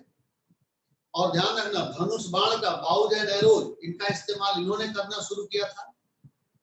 और डोमेस्टिकेशन ऑफ एनिमल्स, जैसे कुत्तों को बहुत ज्यादा पालना, डोमेस्टिकेशन ऑफ एनिमल्स और भी जो बहुत डोमेस्टिकेशन आए was started by this man। तो क्रोमैग्नन मैन के बारे में एनसीईआरटी नहीं लिखती है, बट आप ध्यान में रखें, क्रोमैग्नन और मॉडर्न मैन दोनों के लिए origin and evolution 10 to 75,000 years back. Cro-Magnon man के बारे में ध्यान रखें कि ये they were beautiful painters, good painters। इनकी क्रेनियल कैपेसिटी सबसे ज्यादा थी, 1650 CC. They used bows and arrows। Domestication of animals started by this man। और एक एनसीईआरटी में जो लास्ट लाइन लिखी हुई है कि जो मॉडर्न मैन है उसमें धीरे धीरे जो कल्चर है और सभ्यता का जो इवोल्यूशन नहीं हुआ, रिवोल्यूशन हुआ। कि लास्ट लाइन है किताब की। तो यही जो क्रोमैग्नन मैन था, this man was more cultured and intelligent then modern man. ये आदमी आज के आदमी से ज्यादा कल्चर्ड और इंटेलिजेंट। और इसके बाद फिर मॉडर्न मैन। तो ये तीसरा हमने आपको बताया होमिनिड में ऑस्ट्रेलोपिथेकस और प्री हिस्टोरिक मैन। अगर थर्ड की बात लेंगे तब वो मॉडर्न मैन आएगा, और मॉडर्न का मैन का मतलब होमो सेपियंस सेपियंस। ध्यान देंगे तो 10 से 11,000 वर्ष पहले आए हैं, 10 to 11,000 ईयर्स बैक आए हैं। अगर एकदम होमो सेपियंस सेपियंस की बात करेंगे तो 10 से 11,000 वर्ष पहले आए हैं। और इनकी क्रेनियल कैपेसिटी जरा ध्यान देना, मॉडर्न मैन की क्रेनियल कैपेसिटी अगर एग्जैक्ट की बात करेंगे तो 1360 है, यानी इनकी क्रेनियल कैपेसिटी निएंडरथल मैन से थोड़ा सा कम है और क्रोमैग्नन मैन से तो बहुत ज्यादा कम है। हालांकि एनसीईआरटी इस तरह की कोई बात नहीं लिखती, लेकिन सवालों में आपको मिल जाएगा कि कौन से आदमी की क्रेनियल कैपेसिटी मॉडर्न मैन से थोड़ा सा ज्यादा थी। तो अगर हम एनसीईआरटी को बेस बनाएंगे तो निएंडरथल मैन, और यहाँ क्रोमैग्नन मैन भी आ सकता है, या मॉडर्न मैन की क्रेनियल कैपेसिटी किस आदमी से थोड़ा सा कम थी, तो वहाँ निएंडरथल और क्रोमैग्नन मैन दोनों आएंगे। लेकिन अभी तक क्वेश्चन निएंडरथल मैन पर बना करके आपसे पूछा गया है, तो इसको ध्यान रखें। और इसके बाद यहाँ पर कुछ पॉइंट और भी आपके किताब के हैं। आपके किताब मतलब एनसीईआरटी के 2-3 पॉइंट हम और ध्यान दिला रहे हैं, क्योंकि टाइम लगभग पूरा होने वाला है। एक पॉइंट तो ये है कि जितनी ह्यूमन की रेसेस आई, जो होमो सैपियंस हैं, वो अफ्रीका से आए हैं, ध्यान रखना। ज्यादातर लोगों की जो स्टडी कहती है वो, और जो एनसीईआरटी लिख रही है, it believe that Homo sapiens arrows in Africa, Homo sapiens Africa में आए हैं और बाद में इसके मेंबर पूरी दुनिया में फैले। एक तो पॉइंट याद रखें। और दूसरा, जो पेंटिंग है वो 18,000 वर्ष पहले डेवलप हुई। तो जो पेंटिंग है दैट इज ये 18,000 ईयर्स बैक डेवलप हुई है, कलर्ड रॉक पेंटिंग। और इस पेंटिंग का एक बहुत बढ़िया एग्जांपल जो नई एनसीईआरटी में आया है, Bhimbetka shelter rocks of Raisen district of Madhya Pradesh. Coloured rock painting develop हुई 18,000 ईयर्स बैक, और उस पेंटिंग का एक बेस्ट एग्जांपल है Bhimbetka rock shelter of Raisen district of Madhya Pradesh. Madhya Pradesh के रायसेन डिस्ट्रिक्ट में भीमबेटका रॉक शेल्टर है। वो आज के 18,000 वर्ष पहले जो कलर्ड रॉक पेंटिंग आई थी, जो केव आर्ट आई थी, उसका बेस्ट एग्जांपल है। ये नई वाली एनसीईआरटी में जो 2016 के बाद आई, वो पुरानी में नहीं, नई वाली में ऐड हुआ है, ध्यान रखना। और एक और last point, agriculture started by 10,000 years back. Agriculture 10,000 वर्ष पहले स्टार्ट हुआ। और ध्यान रखना, एग्रीकल्चर को स्टार्ट करने वाले हैं हम आप, यानी मॉडर्न मैन, यानी Homo sapiens sapiens. Agriculture was started by modern man, Homo sapiens sapiens. बहुत सारे बच्चों ने बीच में आप चैटिंग करते हैं, और एक बच्चे ने कुछ बहुत बढ़िया सी चैटिंग कर दी है, मजाक वाली चैटिंग। तो पता नहीं किसने किया है, उसमें नाम आ रहा है। मजाक वाली चैटिंग मत करो, जितना तुम्हारी उम्र होगी उतने साल से मैं पढ़ा रहा हूँ, ठीक है। और जितना बता रहा हूँ उस पर ध्यान दो। जब आप नीट का एग्जाम देने जाओगे तो आपको समझ में आएगा कि हमने आपके लिए क्या पढ़ाया है, क्या वैल्यूएबल है, क्या नहीं। वैसे तो आप साल भर पढ़ते रहते हो, बड़ा मजा आता है, लेकिन पढ़ाई का असली मतलब ये होता है कि जो आपके एग्जामिनेशन के लिए अप्लाइड। तो जब आप नीट में बैठेंगे, और अगर आपने हमारी बात को, हमारे वीडियो को ठीक से देख रहे हैं, तो आपको खुद ही समझ में आ जाएगा कि आपको जो सब्जेक्ट हमने पढ़ा है वो आपके लिए कितना एप्लीकेबल है।